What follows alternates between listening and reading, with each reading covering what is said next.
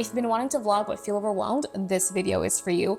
The amount of footage, clips, and drafts that I have in my phone and on my hard drive that haven't seen the light of day, baby, it's actually embarrassing, but we're getting it all the way together. I want to share with you some simple techniques to record vlogs using your phone, specifically the Samsung S24. So let's get into it. It's not just about what you film, it's how you film it. Clean, high-quality footage keeps people watching, and the right settings can make a bigger difference than you think.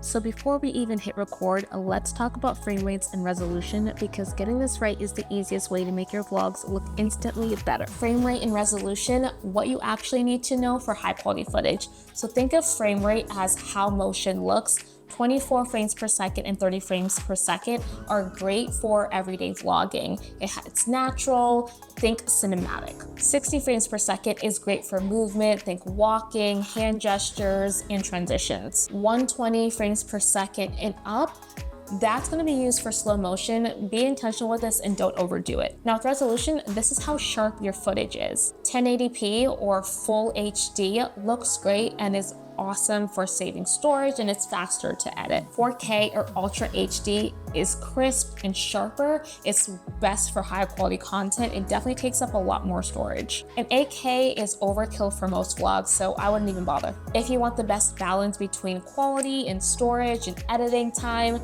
I personally like to shoot in 4K at 24 or 30 frames per second, and then I export in 1080p. Just a friendly reminder, don't overthink it. You don't need to test every single frame rate and resolution. Just pick one and run with it. Your phone has multiple lenses, so switching between them makes for more visually interesting videos without a lot of extra effort.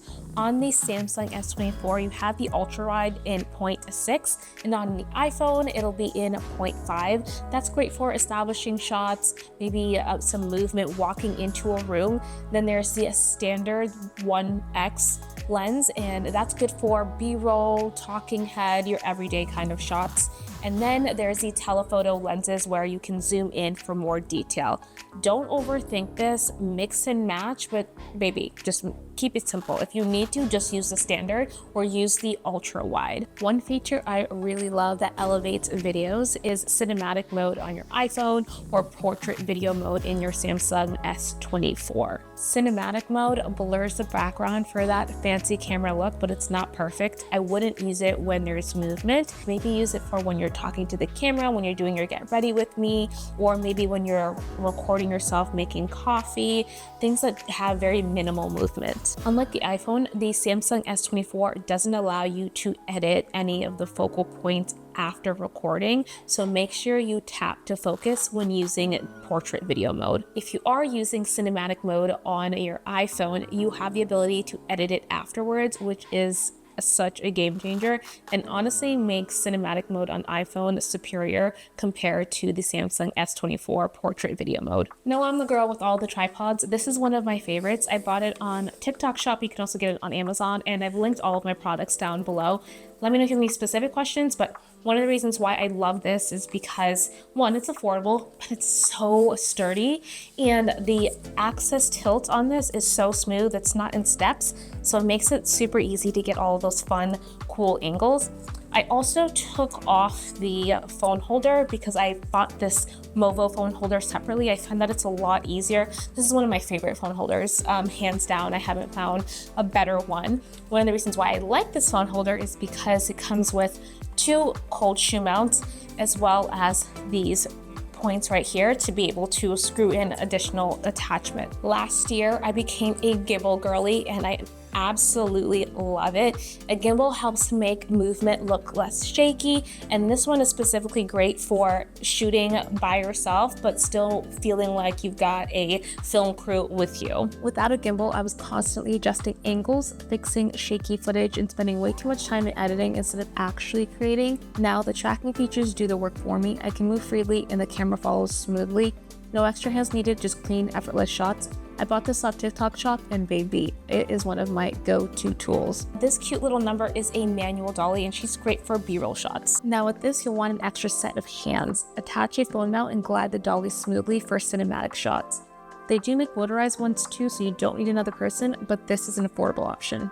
I love natural light whenever I can get it, but I also use this RGB handheld light whenever I'm shooting with a phone. Now don't forget about audio. I think it's probably one of the most important aspects of recording content and vlogging. So I have this lavalier microphone that I like to use. You can also use your built-in microphone on your phones, but if you want to capture some crisp, clear ASMR style content and also do some talking head, I highly recommend a microphone of some sort. So that could be a shotgun mic or a lavalier mic. Little filming break because Liam Joseph decided to join us. He is not napping.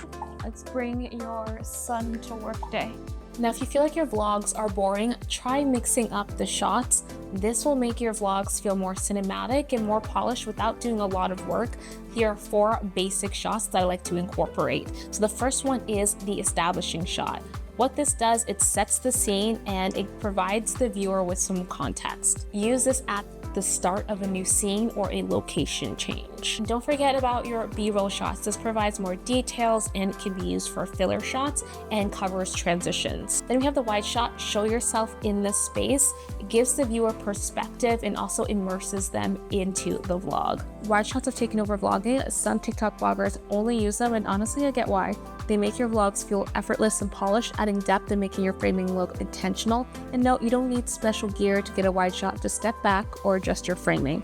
Since we already talked about the wide lens setting on your phone, using it here makes it even easier to get that trendy cinematic look without having to rearrange your whole setup. And lastly, we have an action shot. Show movement, and this brings energy to your vlogs. On the note of movement, keep in mind continuity, especially as you change up your shots and your angles. A vlog isn't just a series of clips, it's a story. And one of the easiest ways to make it feel natural is by sequencing your shots so each moment flows into the next. Instead of jumping from one scene to another, capture the little transitions that connect them. So if you're making coffee, don't just show the final cup. Maybe you film the pour, the stir, and the first step.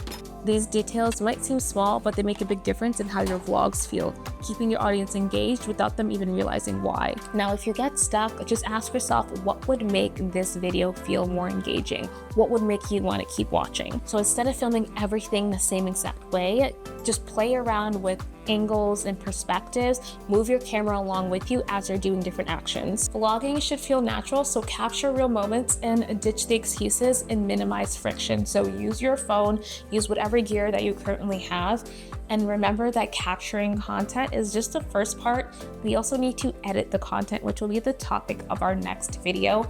Let me know if you have any questions below, and here is the final vlog. You're a 17-year-old girl who met a boy in the dorm, and then suddenly you wake up at 31, cleaning a house you've lived in for almost a year, with a daughter who's almost 4, a husband of 4 years, and a 10-week-old baby napping in the next room. The days are busy, cleaning, folding, tidying, but between the chaos, there's something I never expected: peace. A kind of peace that comes with knowing that this is exactly where I'm meant to be.